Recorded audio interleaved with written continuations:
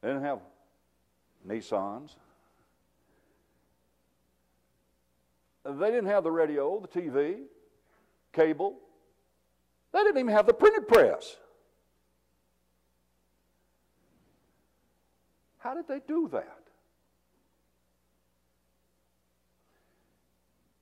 Could it have been, just thinking, could it have been that in the providence of God, with His purpose for the gospel to go worldwide, that He permitted some of that persecution that He could have stopped, but He permitted it, and it scattered them.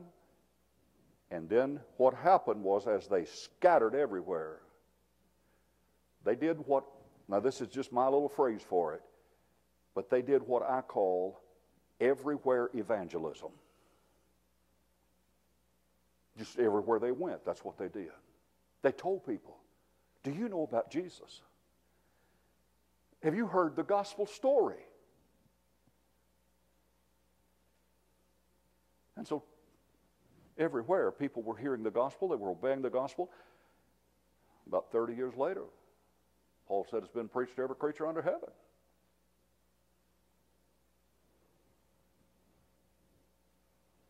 Under persecution, under fire. Now, how did they do that? Well, let's sum it up this way. Let's just kind of characterize them by saying they were bold, they were daring. Why? Because they had conviction. Conviction of what? That none other than the Son of God had said, this is your mission. They knew what they were about as the church. And basically what they did as the church was just very simple. They met together, they worshiped together, they encouraged one another while they were together.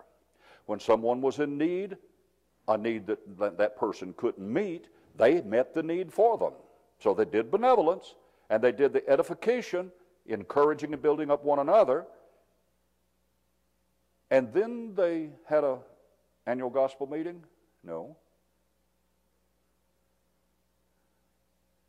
Every day, wherever they went, they used every opportunity they had to tell people the gospel. Now,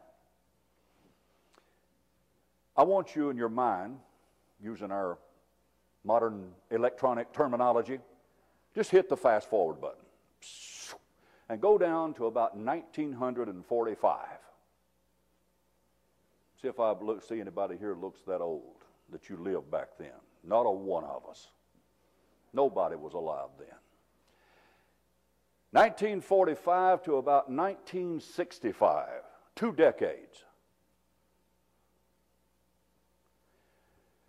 We were told, we learned and were told that during that 20-year period, roughly speaking, that the churches of Christ were the fastest growing religious group in the United States of America.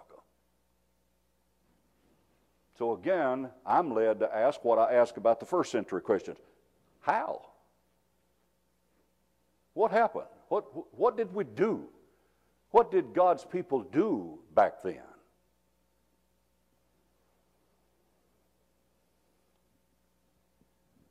They had that same boldness, the same dare, the same deep conviction. They did what those first Christians did. They confronted their friends, their neighbors, their relatives, people they worked with, people they went to school with. They confronted them.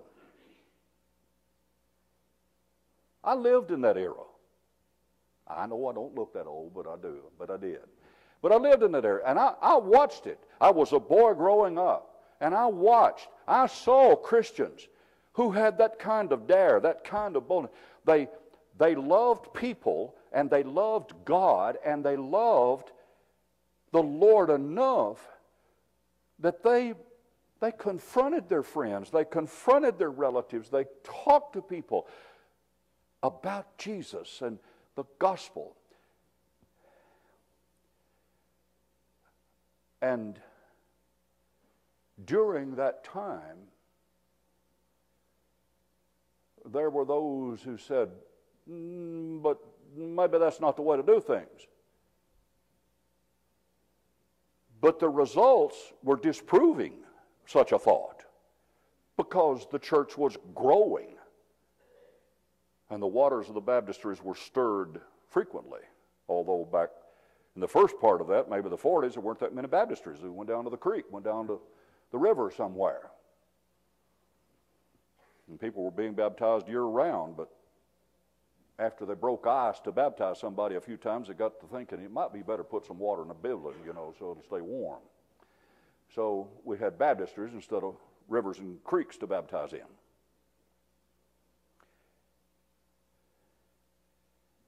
And when the church in that era was growing, here's what was common. Once again, everywhere evangelism. They didn't attempt to do it in the building altogether. They did it in the building. And by the way, there is something else that you will note as you study the Bible, and if you were to study that era of the 1945 to 1965, something you'll see in common, and that is this. The preaching that was done was bold preaching. It was distinctive preaching, and it confronted people. Because you see, the gospel does that. We had our vacation Bible school at West Fayetteville 3 weeks ago, I guess it was. And I was asked to teach the adult class each night. We studied this year. We worked up our own material, and we chose the theme of the Apostle Paul. And so I worked up 5 lessons on the Apostle Paul. And we started out talking about his conversion. We talked about his transition from a sinner over to being a Christian to being an apostle and so on. And we talked about all that. And then we talked about his work and how great, how fruitful his work was as a Christian. And I made this statement about him. I said, when you study the book of Acts and you look at Paul's missionary journeys and so on, and when he was in Ephesus for 3 years and Corinth for 18 months, and those places where he was just basically there overnight and then moved on to something else, what you'll find is, loosely speaking, it's not literally true, but loosely speaking, you'll find that everywhere he went, he either caused a riot or a revival, one or the other. I mean, they were either converted or they wanted to kill him. No, that's not telling it factually. Factually, it's this, that what he preached convicted them, penetrated their hearts to the point that they either despised what he said, and so they took it out on the messenger, or the message convicted them and they became Christians.